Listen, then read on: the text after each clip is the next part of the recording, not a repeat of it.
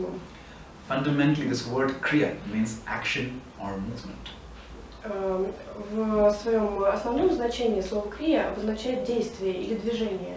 Unlike classical yoga or meditations, in kriya we never attempt to curb or control or calm the mind.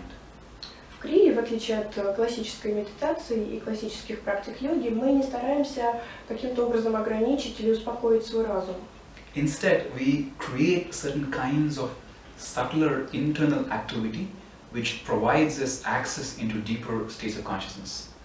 Вместо этого мы погружаемся с помощью какой-то деятельности на тонком уровне, мы погружаемся в состояние, которое позволяет нам достичь более глубокого уровня осознанности. One way to think about it is to think of it as an ocean.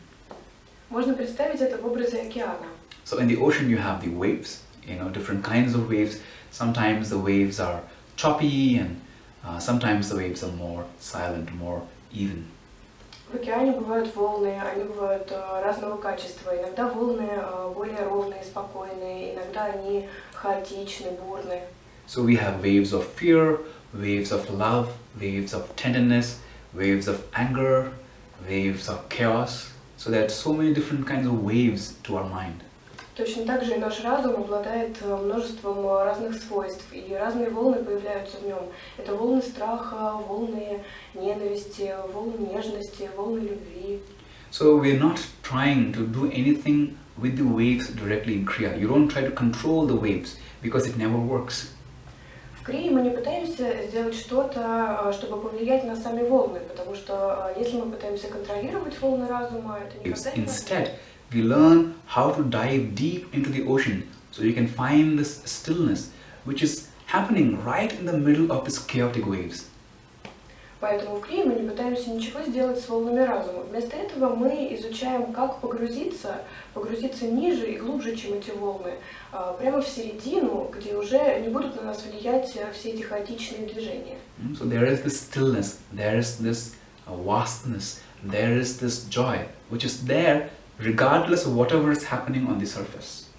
И в этой глубине существует та неподвижность, та радость, которая постоянно находится с вами, независимо от того, что происходит на поверхности. So this stillness in the ocean, deep in the ocean, it was there before the waves began to rise. It was there when the waves hit the peak, and it will be there even when the waves recede.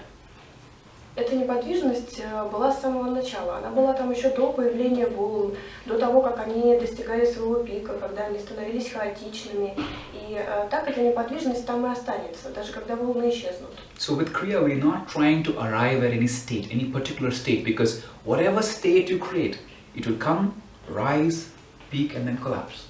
Таким образом, посредством практики крии мы не пытаемся достичь какого-то определенного состояния, потому что в каком бы состоянии мы ни находились, оно достигнет своего пика, затем пойдет на спад и сменится на что-то другое. No matter how blissful it is, no matter how spacious it is, any experience that you create with Kriya, with alcohol, with substances, with relationships, any experience you create by nature, it's going to come, blossom, and then fade away. Неважно, какие переживания, посредством чего вы испытываете, посредством крии, или посредством алкоголя, или каких-то еще веществ. В любом случае, ваши переживания достигают какого-то определенного пика, затем они увядают потихонечку и исчезают. And if your own well-being is dependent on these states, then you will find there is no possibility of wholesomeness in your life. It's always up and down, up and down. There is no sense of stability. И если ваше благополучие вашей жизни зависит от вот этих состояний, то в конце концов вы осознаете, что в вашей жизни всегда будет вот эта амплитуда, всегда будут взлеты и падения, взлеты и падения. And a life without stability, it's bound to be edgy, it's bound to be anxiety-driven. Жизнь без какой-либо стабильности – это постоянно бросаться из крайности в крайность, постоянно балансировать на грани. Yes. So that's what we are attempting with Kriya. Use certain methods, some subtler inner methods, so that instead of trying to do anything to the surface of the mind, you have access to a much deeper consciousness, where you can hold all this surface noise in a much bigger container. И поэтому в практике крии мы не пытаемся сделать что-то с вот этим поверхностным состоянием ума, с этими волнами. Вместо этого мы погружаемся в более глубокую осознанность. И в этой осознанности мы уже находимся в пространстве в абсолютно другом измерении. It is like finding love. Это как обрести любовь. That is, if you really love somebody, you understand that love itself is not a feeling. Когда вы любите кого-то по-настоящему, вы в конце концов понимаете, что любовь сама по себе не является чувством. Of course, you have many feelings towards the one you love, but love itself is not a feeling. Конечно же, у вас возникает множество разных чувств к тому человеку, которого вы любите, но сама по себе любовь — это не чувство. Sometimes you have very pleasant emotions, and sometimes you want to kill them, but even when you want to kill them, right underneath that, deep below that, there is this constant flow of love. Love is the kind of deep current which is running underneath everything which is happening on the surface. If it is real love.